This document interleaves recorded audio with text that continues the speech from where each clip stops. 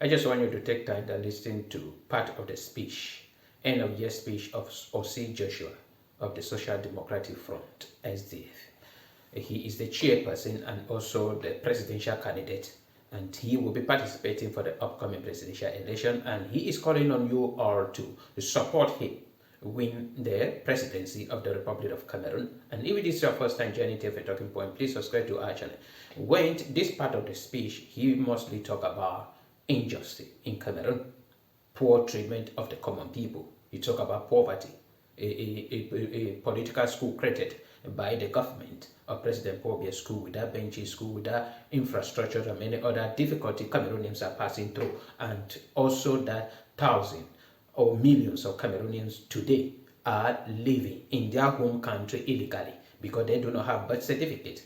And without birth certificate, you cannot have a national identity card, meaning you are not recognized as a Cameroonian. And many other things he talk about. Very good speech. But the whole issue TFA Talking Point is talking about is we are not to choose a leader who will be a motivational speaker, speaking things that they don't put down. We are pleading on all opposition parties to document their vision so that we have a concrete vision that we can use to evaluate. I also quote an example that Akeremona has done. One of it had done one concrete, documented his vision for Cameroon. And as years will be going by, he will be maybe adjusting and improving and putting strategy on how to achieve those visions. But if you keep on talking verbally from all the years the Social Democratic Front have been in existence, keep on talking verbally. They talk about federation and they have not defined it, but they hold on to that they have to go back to the 1961 constitution, in which that is one of the things TFA Talking Point is supporting. If we go back to the 1961 constitution, then it will be a big win for the people of Southern Cameroon. Listen to Osih Joshua, the flag bearer of the Social Democratic Front, and he is asking for your support. Would you support him come 2025? Drop your own comment at the comment section and also share the video. That is why we are out for many people to know that we are struggling by all possible means to propose a lasting solution to societal problems in Cameroon. Cameroon is a country with so many problems created by President Paul Biya for 42 years. Fellow Cameroonians, our ancestors taught us that when the wind blows, it's not the trees that are shaken, but the leaves. Today, that wind of change is blowing across our nation. And everywhere I traveled, I witnessed both its challenge and its promise. In a humble classroom in Mayodanai, I met young Aissatou, studying under a thatched roof without furniture, yet her eyes bright with determination for a better tomorrow. In the heart of Douala, I stood with families from Dikolo, watching their ancestral homes destroyed by land grabbers, yet their spirits unbroken.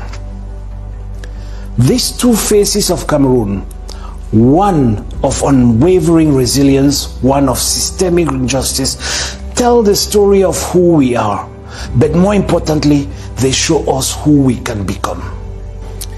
Like the tree that bends but does not break, our people have shown remarkable strength in the face of hardship. But strength alone is not enough.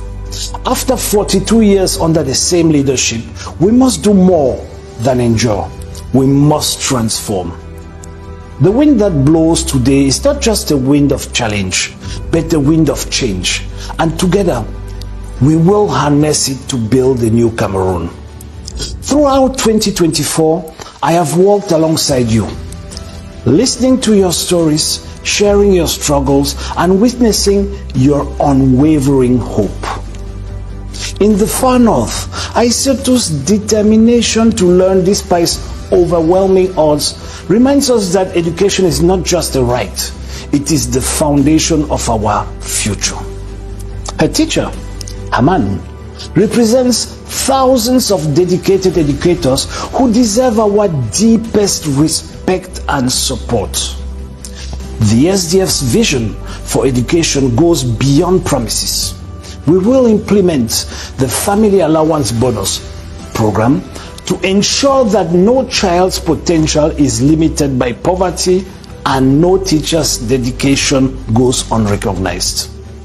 In the forests of the East region, I encountered a reality that shames our nation. Millions of children without birth certificates, denied their very existence in official records. We spoke with parents who shared their frustration and helplessness.